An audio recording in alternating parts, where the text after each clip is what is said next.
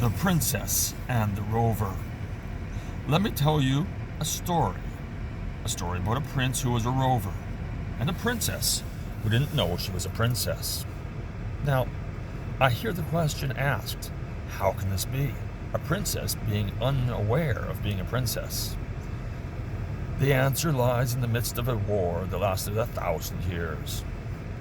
Over a millennia gone by, one nation invaded another, and after the first battle, the aggressor declared the war won. It wasn't.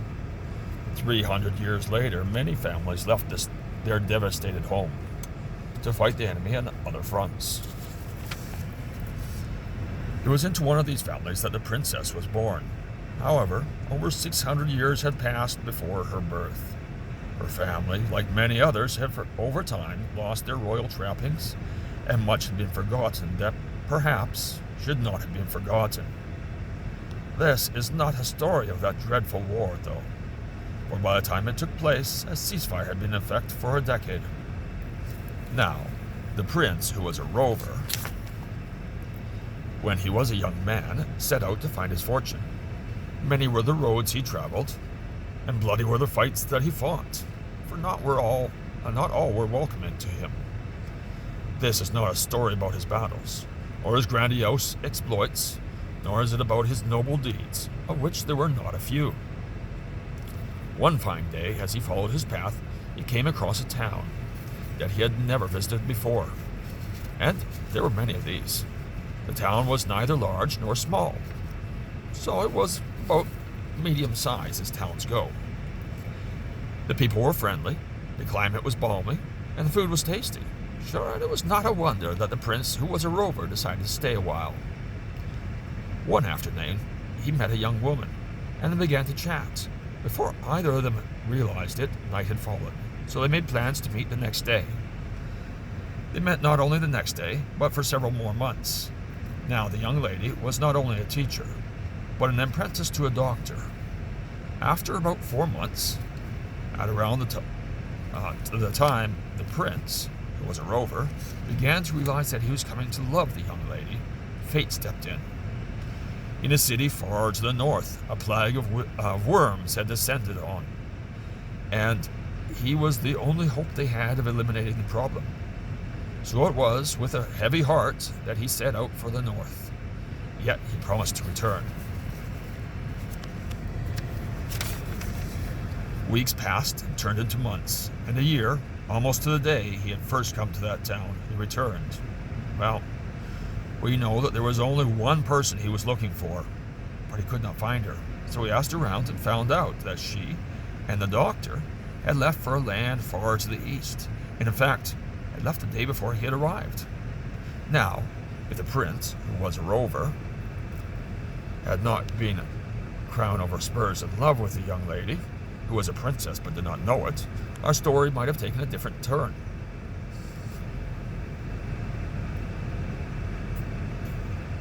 He was, as previously stated, very much in love, and thus very motivated to find his love again.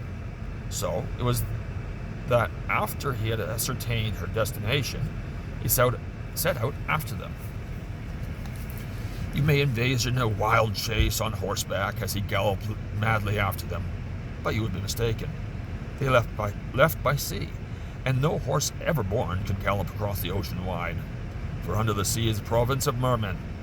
Instead, the prince, who as you may recall was a rover, boarded the next ship headed toward that land. If you remember, it lay far to the east. Now, a ship ride across the bounding main could, in those days, as it can now, be fraught with danger. There was always the danger of sirens, or krakens, rogue waves, and even pirates. I can see you thinking that rescuing his lady from pirates would be a good story, but that would be an entirely different one, for this trip was uneventful. Unbeknownst to the prince, who was a rover, his ship had passed the other, thus causing him to arrive earlier than expected. Having reached the port, our hero found no one who spoke the same language, which made communication difficult to say the least. After 3 days, he finally got the idea that the village he was seeking was several weeks' walk away. Over the mountains, through a jungle, and across a desert. which even for a rover is a long walk, especially if one does not have a horse, and he didn't. Now the doctor and his apprentice arrived the day after the prince, who was a rover, and without much difficulty arranged passage for the final leg of their journey. The doctor had much less difficulty communicating, for she spoke the language of the land fluently. Soon the two were on their way down the road, which would have made the prince's journey shorter had he known of it. The prince packed up his supplies in his backpack and set out following an old trail that almost nobody used anymore. Now, I could describe the journey and what he saw, but that would be long and only interesting to a cartographer, so I won't. Suffice it to say that he walked until he fell down from exhaustion, then made camp there. For days on end he kept up this pace, and had he been a lesser man, it might have killed him, but it didn't. After 2 weeks, he reached the desert. It was vast, bare, and forbidding. The sand glistened like gemstones in the sun, and occasionally there were the bleached bones of some luckless animal. When he had been in the desert for 2 days, he came across the first oasis he had ever seen.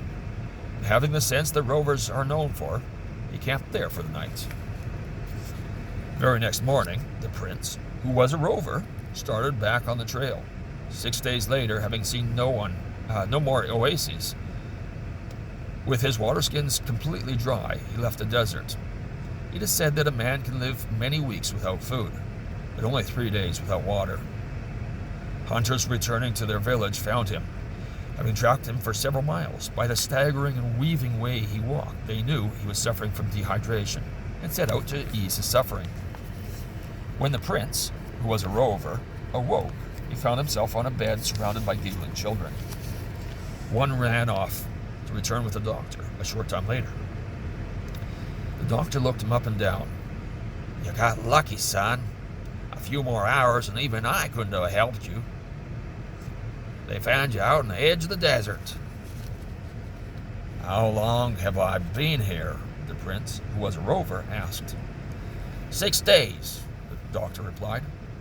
"Well, that doesn't explain what you were doing crossing the sea of fire without water." "I traveled from a seaport, across a mountain range, through a jungle, and over the desert. However, 4 hours after the 4th day from the oasis, I drank the last of my water. So I kept on going along the trail until your hunters found me." "Why didn't you just take the road? It would have been much faster."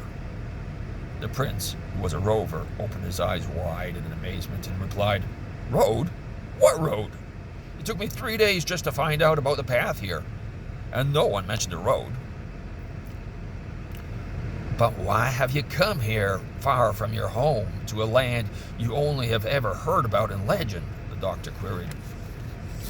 So the prince, who was a rover, told him of the young lady and the reason for his quest. The doctor was a great romantic at heart. He gave the suggestion that he should tell the young lady, who was a princess but didn't know it. So she was summoned. When the woman arrived, the prince, who was a rover, told her his story. He told her of his travels, of his travails, and of his love. Now, I wish I could tell you that they got married and lived happily ever after. But not only would that be a lie, that sort of thing only happens in fairy tales. What actually happened was that young woman told the prince 2 things. First, she told him that he paid her too much honor. And second, that his love was in vain. She said to him that she couldn't see them as being any more than just good friends. When the prince, who was a rover, heard what she had to say, his heart fell within him. As any prince knows, there is always hope outside of outright defeat. So he told her that his love was true, and that he would wait for her, that he only wanted her happiness, so he began to wait. Perhaps he was waiting still.